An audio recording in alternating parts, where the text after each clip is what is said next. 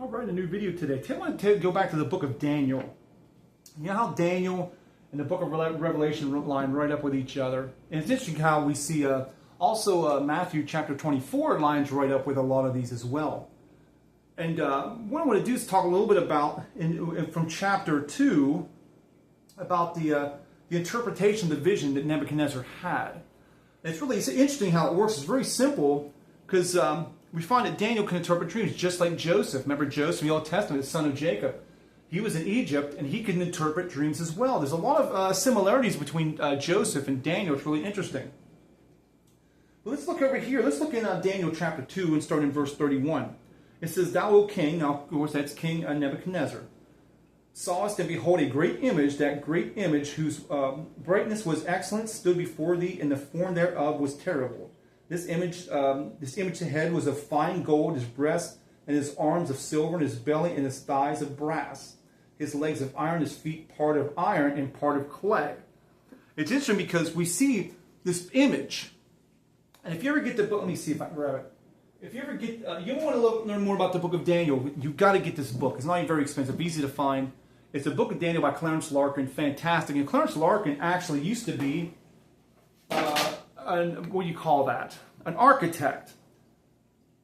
And Clarence Larkin did these. You can't see it clearly right here, but he actually went through, and he was an architect. He drew all that out biblically. It's interesting how he did that. But if you look at all the parts here of this statue, you see that you can see all these different things. Now, the different pieces of the statue are different metals in the dream.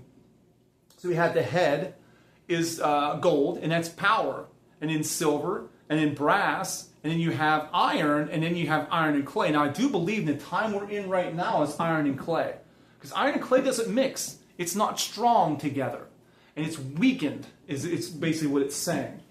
So let's get back into it. Let's start in, go back to chapter 2 of Daniel. We'll go in verse 34.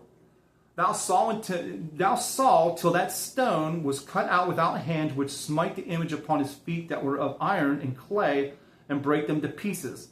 Then was the iron, the clay, and the brass, the silver, and the gold broken to pieces together, and became like the chaff of the summer threshing floor, and the wind carried them away, that no place was found for them, and the stone that smite the image became a great mountain and filled the whole earth. And this is the dream here. Now we see here, if you're thinking about this, the dream that Nebuchadnezzar had, and you have Daniel interpreting it. What we're seeing is you have this big statue, and different layers of the statue were different kinds of metals, and the head was the strongest gold, and clear down, as I mentioned before, the iron and clay, which are very weak together because iron and clay don't mix. And like I said, I do believe we're in the iron and clay kind of time now, because our nations are weakened. Because if you go back in the time of Nebuchadnezzar, when he, of course, he ruled Babylon, he was the supreme ruler of the place, and there was a very strong force because, they kind of had the laws govern because the king says whatever, and if not, you died. It's pretty crazy. But now we have democracy. And people like, you fight and, I don't get into politics. You have Democrats, Republicans, here in the United States. And they want to fight for democracy and everything else. Whatever. I don't believe in democracy. I think it's a terrible idea. It's weird for me to say that, but we should let the laws govern, not people to have just, people go and vote. It's amazing how many people vote. They don't even know what they're voting for. Like, oh, this sounds good. They don't even have any knowledge of when they go to the polls to vote. And then you have a mob rule when people vote, because whoever's more powerful, whoever like lobbyists can give you more, they decide who votes and everything else. I forget, there's a famous dictator, I forget his name in history. He said the person's in power is the person counting the votes. And I'm not into the whole voter fraud. I don't care. I don't get into any of that. That political stuff. I'm not interested. But we have to be careful, because democracy this, democracy that, whatever. But when it comes down to it, we should have the laws govern, not people voting on things. But I'm sure people disagree, and you're every right to disagree. That's fine. But we see here, we have a weakened. See, you have weakened nations when you have that that opportunity for democracy, for voting. Because I do believe the law should govern, not voting should govern. Govern. But we see here it says, and now sawest till a stone was cut without hands, which smite the image upon the feet, and were the iron and clay, and broke them to pieces.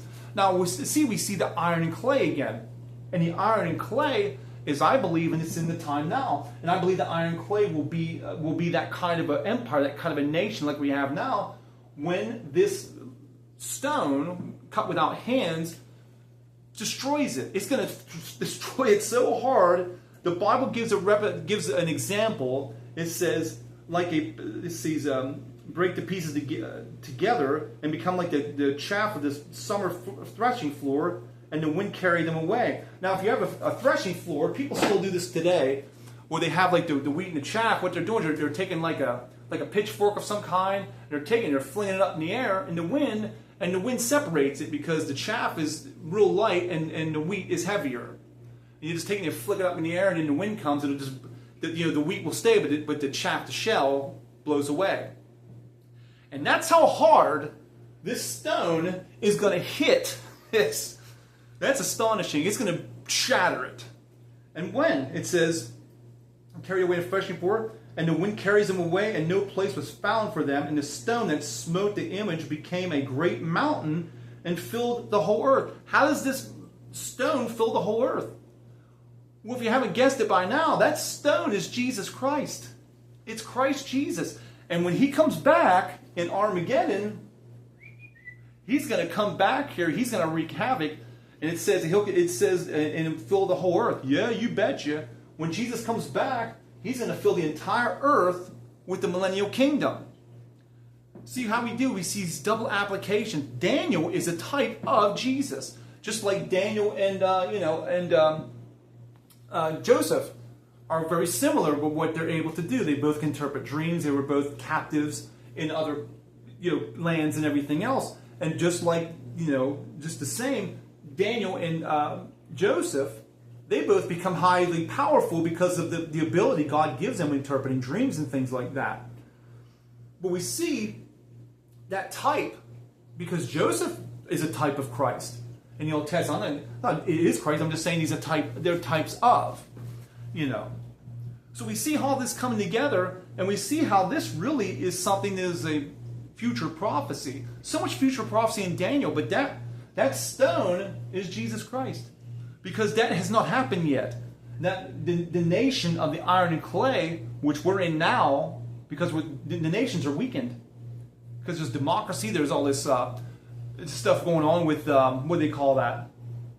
I'm trying to think of the word. But there's a word that where other countries try to take over other countries and enforce their laws on them. Imperialism, I think it's called. And all these things happen. Look at China, how they just try to control everything with their goods and everything. And other countries do it too. We have to be careful of that kind of stuff because it's weakening nations. But we see the rapture will happen. Yes, in fact, there's a pre-tribulation rapture. The King James Bible tells us without a doubt there's a pre-tribulation rapture. And as soon as that happens, the man of sin comes in, the son of perdition, the antichrist, also called the beast. He will come in and have real domination for 7 years. But he'll be killed with a deadly wound and he'll come back to life.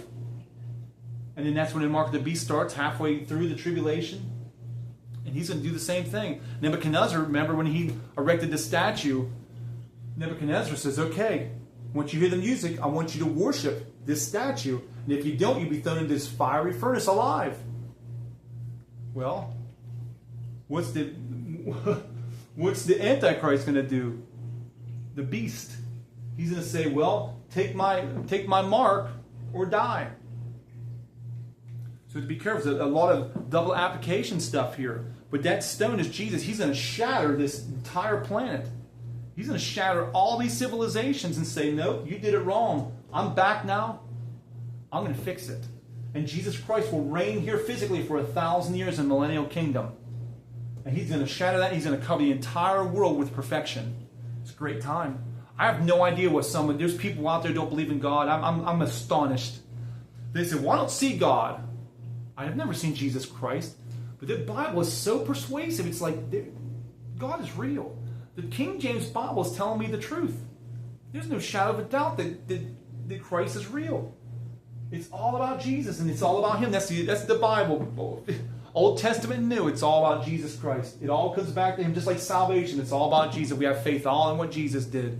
It's all about that blood. It's all about that blood sacrifice. It's all about that faith in that blood. It's all that He died and rose again the third day. It's all about what Jesus did.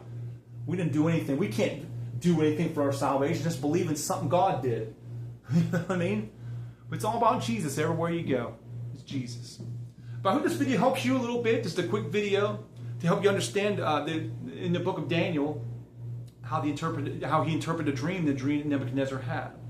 I hope this video helps. I'll talk to you soon.